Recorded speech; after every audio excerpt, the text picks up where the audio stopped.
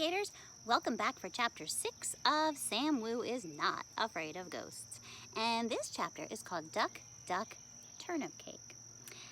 I don't know yet why the chapter is called that, but I'm curious to find out. And I'm curious to see if Sam's friends will believe that he lives with a dangerous predator. So far, things in this story are not really going Sam's way. So let's see what happens in this chapter, Duck, Duck, Turnip Cake. Sam Wu is Not Afraid of Ghosts by Katie and Kevin Sang. Illustrated by Nathan Reed. Chapter 6. Duck, Duck, Turnip Cake. Even Zoe and Bernard didn't believe that I was living with a super dangerous predator. Aren't you... Zoe lowered her voice. Scared of snakes? Zoe, you know we don't use the S word for Sam, Bernard whispered. I am not, I started to say. We know. You aren't afraid, Zoe interrupted.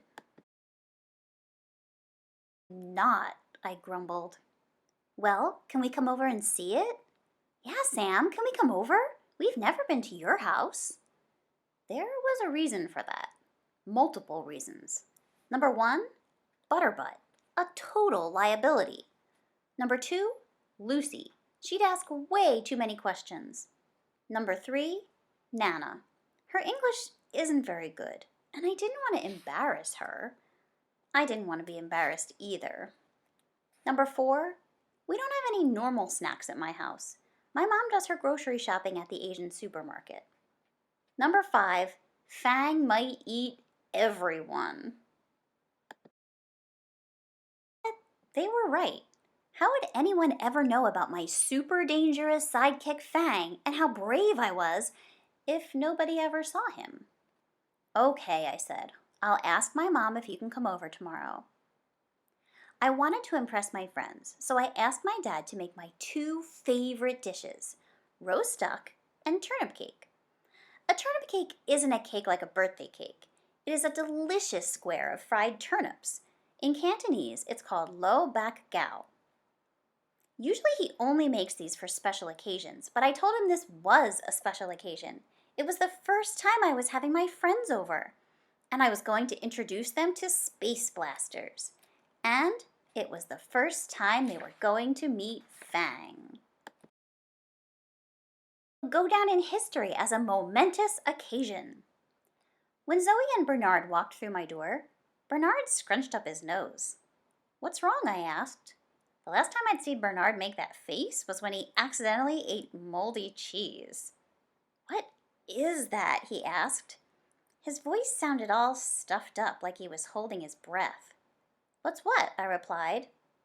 Zoe held her nose. That smell! It smells like feet. I looked down at my feet and smelled as hard as I could. All I could smell was the delicious smells of roast duck and turnip cake.